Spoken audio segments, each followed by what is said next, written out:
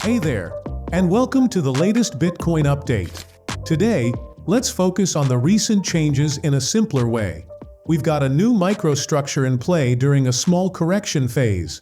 No need to worry, it's just some profit-taking, totally normal stuff. Switching gears to altcoins, they had a strong uptrend recently. Now, there's a chance we're in the fourth wave we chatted about before. A quick pullback happened, and we might be gearing up for a fifth wave upwards in wave C of 3. Now, these are super tiny details we're talking about. They can change fast and are a bit delicate. But there are some key things to keep an eye on, especially the standard support area for the white count in an impulse in wave C. Assuming the bottom was on March 8th for wave B and we're in this C wave, things look good as long as we stay above $69,950. If that level breaks, it's a different story, and I'll get into that later. But for now, let's focus on this support region. The current price is around $71,450, testing the 23.6 Fibonacci level. Just below, there's the 38.2 Fibonacci at $76,622, a common target for a fourth wave. The 50% FIB level is at $69,050. If we break below 38.2, it's getting a bit deep for a fourth wave, and I might start reconsidering this white count. In a market like this, a fourth wave should usually be pretty shallow. Okay, let's break this down. We're keeping the white count alive as long as we stay above $69,955. The perspective of an upward impulse in wave C is still on the table. Overall, this year seems to follow a diagonal pattern. To complete the white structure, we might need another 4 to 5 pattern, possibly reaching the mid to high 70K range based on recent updates. Now, if the price dips below $69,955, we could call it short-term bearish. But honestly, I wouldn't label it that way, as the price might just test the lower support range around $66,500. This lower range is part of an ending diagonal pattern, a bit tricky to interpret due to its corrective nature. Diagonals move in three-wave structures and aren't as straightforward as impulses. Impulses are easy, one strong move, maybe with an extension.